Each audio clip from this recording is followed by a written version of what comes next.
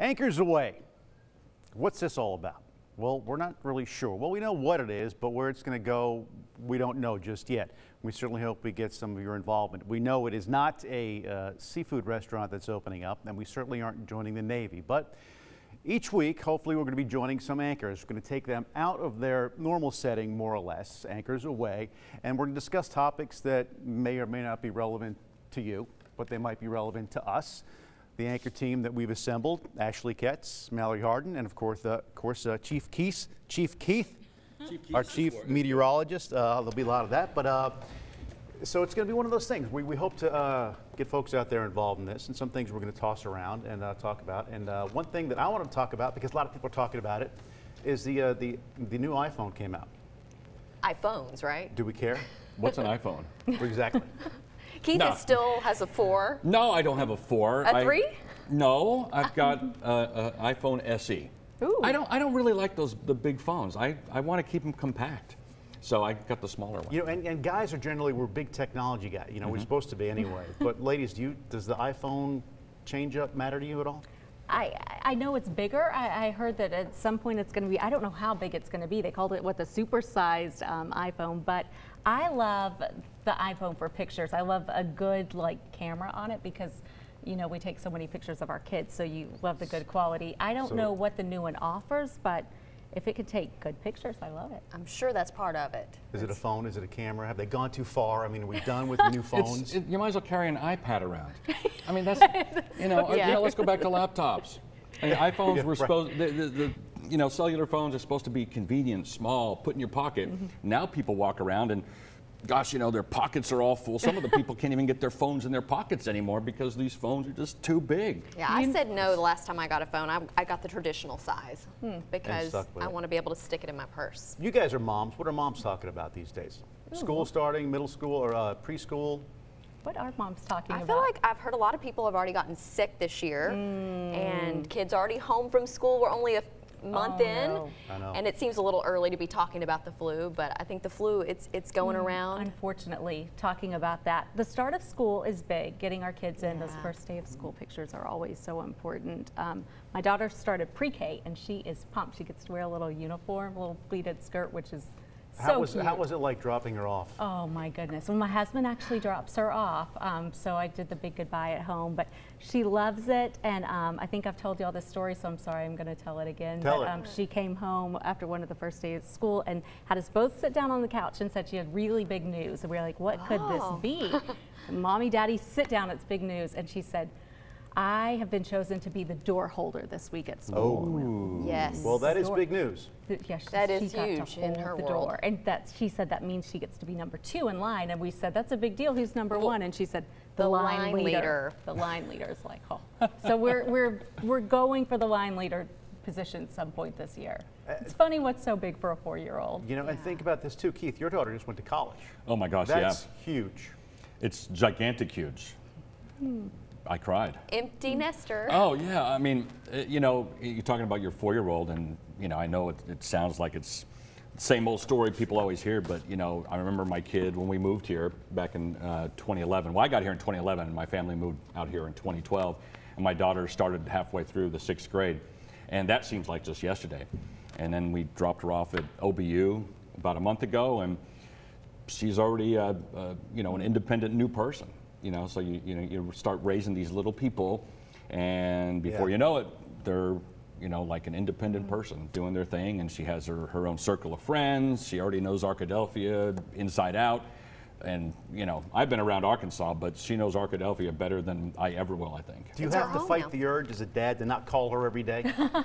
No, because with these iPhones we just talked about, she still texts and Snapchats and FaceTimes whenever the smallest question enters these kids' heads.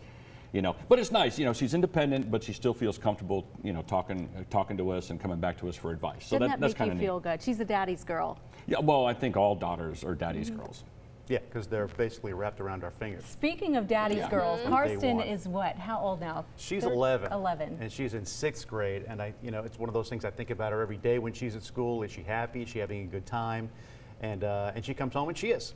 So that's success as far as I'm concerned. So it's gonna be one of those things though, and she's transitioning into different friends and there's a little drama here and there, but for the most part, you know, she's a happy kid, and I think that's successful. And look at all your kids, they're all happy too, so. Well, let me tell you how bad it is when you're a dad, when Carson goes to college. I have my daughter's schedule on my iPhone. Nice. And so every now and then I look at it and say, is. where is she right now today? You know, is she in communications? Is she in whatever? So you kind of follow along. It's a little creeping. I haven't done the follow my iPhone yet, you know, to check out where she is, We'll be because I pinging might her be a little phone. afraid, you know. But, Hey, just You know, popped into class. Yeah. we're coming off 9/11, and we're talking about families and things like that, and so many families were torn apart on that day. And Keith and I were talking about this earlier, that of course it's a day of remembrance, and it's a day that we'll remember beyond our years. But was thinking too, we have Memorial Day, you know, we have days like that, which is a federal holiday. You know, should 9/11 become, it's Patriots Day, should that become a federal holiday? And I bring this up because September is always a weird month for me, because when I was a teenager, I lost a 17-year-old sister in a car accident on September 16th. So when September rolls around, naturally that's, you know, we think about it all the time, but that it just comes, you know, to the forefront. And then September 11th happened, you know, when I was an adult. So September has always kind of been a heavy month. And then I got married, and Tammy's birthday is September 29th. So she kind of, you know, schooled me, and she said, well, it doesn't have to be all so heavy. You know, think about it, it's my birthday month. We celebrate my birthday. And I'm like, you know, hey, that puts a bright light on a lot of things. So then I kind of kicked around. I know it's been talked about, you know, since shortly after it happened, which was way too soon. It still may be too soon, but should it be a day, obviously, where all these remembrances are happening, but then a day for families to reflect on the fact that, you know, we have each other and we should take time off, and parents should be allowed to take time off to make it a family day, or a day that you remember. But, and to not, like, and I know your concern is that, like, Memorial Day has turned into, you know, hot dogs and hamburgers, Right. when we're supposed to be honoring our war dead. Yeah, we've kind of gotten away from that. You know, I think we should be honoring September 11th, and I think the further we get from it, unfortunately, and with the current, we'll say, political climate, we've kind of forgotten what it was like that day. And, you know, if you think about it, 17 years ago, a lot of kids weren't even alive, or kids weren't even old enough to know what happened. I think we need to treat it like December 7th. Right. Pearl Harbor Day. The remembrances are there. It needs to be very somber. It needs to, and I would hate to see it get into like a party atmosphere. Yeah. Like a lot of other holidays have. It's okay to go out and spend time with your family, but we should always kind of remember Memorial Day. Yeah. And what it means, and even Veterans Day as well. Memorial Day, of course, is the, you know, that last Monday in May. It always happens at the same time. So, you know, you should at least take a few moments before you get with the family and have your cookout to remember folks that gave their lives. And unfortunately, you know, we just kind of, holidays morph into just a good time, and they kind of lose their meaning sometimes. Especially 100 years from now, I wonder what it's going to look like for our children's children. How will they be looking at September 11th? I think if there was a holiday, it would be to make sure that next generation of kids has something, you know, structured, that they stop on that day and they know exactly what happened and what took place on that day in our country. If I can interject, I mean, I think the city of New York has done a great thing with the twin beams of light on every September 11th. That's the way it should be. It should not be forgotten, and if they continue that, at least going in that direction, remembering, you know, the field in Pennsylvania, remembering those who lost their lives at the Pentagon and the Twin Towers. If we could keep it that way, then that's the way it should be, the kind of somber remembrance. You know, all the heroes on that day. You know, Let's Roll, Scott Beamer, and you know, the folks with such the bravery and courage that lost their lives and may have not lost their lives, but are scarred forever by the memories of it. Keeping it vivid, and what I won't spend too much time on this because it's a heavy topic, but it's a topic we're talking about. But Mallory, you know, keeping it vivid too. I mean, think about Pearl Harbor, the images that we have of that. The kids grew up with their black and white pictures. You know, some films. This is going to be, you know, on everyone's iPhone. Go back to that. You know, to bring it up. Look how horrible this was. You know, so it's going to be front and center even 100 years from now. Well, you know, if we're not all on thumb drives. If we're not on thumb drives. After September 11th happened, you know, a few years afterward, we started seeing the Never Forget. And every time I would see that, I would think, how could you ever forget? You know, we lived it. How could you ever forget? And then I didn't realize, you know, as this next generation grows up, they were not a part of it. They did not realize what happened. And unless you were there that day and saw the images and felt it, for those in New York, for those who lost someone, you know, it is so important that we never forget. And now I'm so glad that that is never forget. And I really hope the next generation realizes. I know this past Monday or Tuesday, when it was September 11th, I started hearing voicemails I had never heard before. I don't know if they just released them for the first time this year, or maybe they had just never been released. But oh gosh, that was hard. It was tough, of people on planes saying goodbye to their loved ones and their kids, and I mean, it just unbelievably sad. And hearing those things, it's important to remember, and remember the heroes. You're so right, the heroes are so important. And I can see Keith's argument where we don't want to turn this into a backyard barbecue. Yeah. You know, that kind of thing. Because we do that well here. Another thing, any of you guys ever brush your teeth with warm water? Ew. I actually did that today, and I was like, this is, and I didn't realize I was doing it until, you know, for a second I was like, there's a reason why you don't do it. It just it doesn't feel right. No. Hey, Keith, I want to get into your wheelhouse for a second. Florence is on its way. Yes. Not here though. No.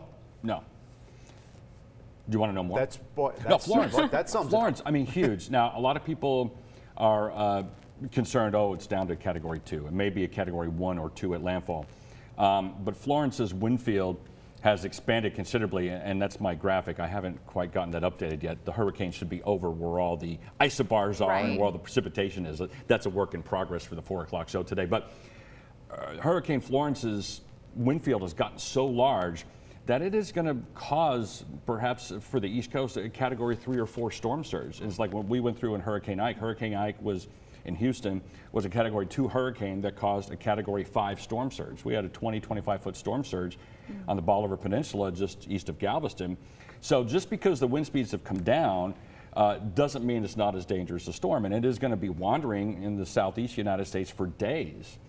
And with all that onshore flow backing up the rivers, all that flood water trying to come down to the rivers and empty in the Atlantic is going to be held up. So there could be some catastrophic, there will be some catastrophic flooding. Also, chicken travel plans. Yeah, I mean, there's already, the last I checked, you know, I've been pushing it all week. It's just, you know, airlines like to move their airplanes out of the way of hurricanes. Yeah. And so there's been a lot of disruption and canceled flights as those aircraft are moved out of position.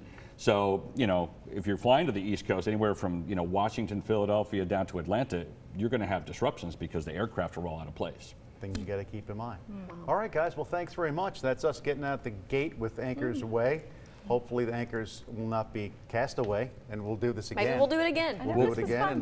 We'll just talk to, we'll talk to a volleyball, Bob. Hey, exactly. Well, I mean, we sit around and we talk about lesson lightning Anyone stuff. who will listen, right? But also, we want to get you involved. Let us know what your comments are. If they're angry and nasty comments, don't waste your energy because we've all heard them before. But if they are pleasant and they're constructive, we want to hear them. And of course, as the late, great Roger Grimsby always said, certainly hope your news is good news. We'll see you next time when anchors are away.